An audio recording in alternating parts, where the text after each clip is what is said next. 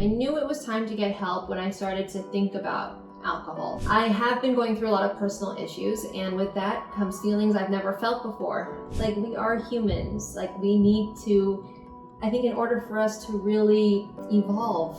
So as of today, no, I'm not going to drink again. Hey everyone, as you probably know, something I have been very open about lately is my sobriety, my struggles and the role that addiction has played in my life, and so much more. As I've shared my stories, I've received tons of questions, so I decided to put a bunch of them together and answer your questions about my experience here today. Do you think you'll ever drink again? I'm going through the same thing. I can't really tell you if I'm ever going to drink again, right? Like, they say that in the program that, like, right now, as of today, I'm not drinking for the rest of today.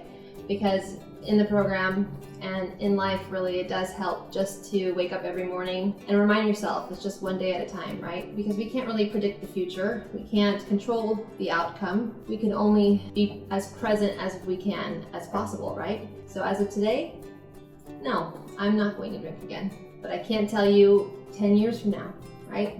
One day at a time. Okay, how did you know when it was time to get help? I knew it was time to get help when I started to think about alcohol, when I started to have that urge to kind of numb whatever feelings I was feeling at that time. And I don't know if you guys remember, but you can check it out here on my channel, the video when I basically confessed that I wanted to drink again. I have been going through a lot of personal issues, and with that comes feelings I've never felt before because I used to numb my feelings through alcohol. So it was probably something that I was feeling that I haven't felt sober, and I didn't know how to just sit in it and not let it overwhelm me with so much emotion. But the emotion part is fine. It's just learning how to sit in the uncertainty that I'm still working on.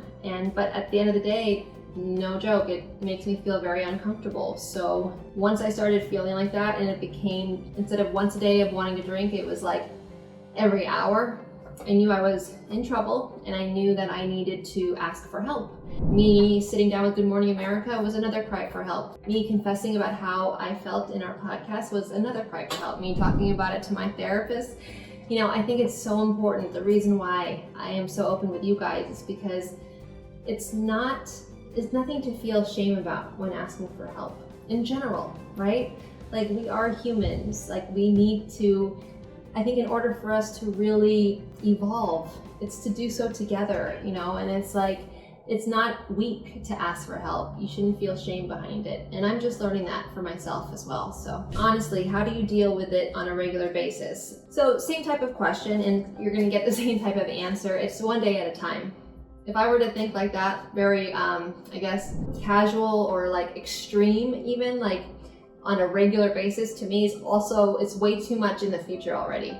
It's like, I just need to try and stay present and just think about this one day at a time. So again, today I can deal, and today I will not drink. Hello, my name is Cheryl Burke, and I am an alcoholic and addict. So, but today I choose not to drink.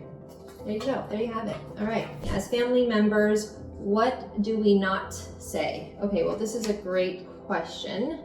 What not to say, I guess, would be not calling someone an addict, not diagnosing somebody, not saying you're drinking too much, not getting defensive, not being accusatory, or not making that person feel shameful or like they're a bad person. Don't give advice if you're not asked for advice, and do not let them cross your boundaries, you know? Do not let them walk all over you. Try to, again, lead with love and not fear. And it's so hard for people who may not have struggled with addiction because all you want to do is help, and you think you're showing love by stepping into their world, right? By trying to tell them what to do or to give them advice. But if you want this person to trust you and to trust their environment and feel safe in it, it's honestly best if you don't. I know it is so hard, and my heart goes out to all of you right now that don't want to hear this, but it is true. How did you quit? Well, to be honest, I quit because I started having a horrible allergic reaction to alcohol as soon as my father passed away a couple of years ago, right before Matt and I's engagement party. And I started breaking out into hives. My father was an alcoholic, and I felt like either, in my mind, I was gonna either quit cold turkey or I was gonna drink more, and then Matt would have to come and visit me in the nearest rehab facility. And this was something that I made a promise to myself. I never even told my husband that I was gonna quit because I didn't want the pressure, right? And I just wanted to see if I can do it. It was a little secret to myself. And then even though I wasn't in the program, I did just take it one day at a time, or one step at a time, or 1 hour at a time, or even 1 minute at a time. But I wasn't necessarily thinking about alcohol the first couple of years. I was very preoccupied with newly being married, planning a wedding, doing Dancing with the Stars, always doing something, right? Until this pandemic hit, and it forced me to turn inwards and to feel uncomfortable as shit, to be quite honest. And then that turned into me being worried about what we're gonna do as far as, am I gonna have a family? Am I gonna go back to the show? What am I gonna do, right? Like, everyday issues that I'm sure you guys can relate to. Am I going to freeze my eggs? That's another video that you can check out right here on my channel, either coming soon or now. That's how I quit. So I quit by white knuckling it, right? By not being a part of a program. That's what they mean by white knuckling. You're just being sober, but there's no work behind it. However, in my situation, I'm not defending it by any means, but I have been and still am in intense therapy. So I'm in therapy about 3 to 4 times a week on top of the program now. But yeah, one day at a time is what I keep saying. And I know I sound like a broken record, but it works. Thank you to everyone who shared their questions with me. And I truly hope this helps you guys to understand a little more of my story. More importantly, I want to say to anyone who is struggling with their own addictions, please don't wait to seek help. There are so many resources, and honestly, just surrounding yourself with the right support system and people can really change your life. If you were interested in the topic of this video, it would mean a lot if you can please hit like and definitely subscribe to my channel for new videos coming.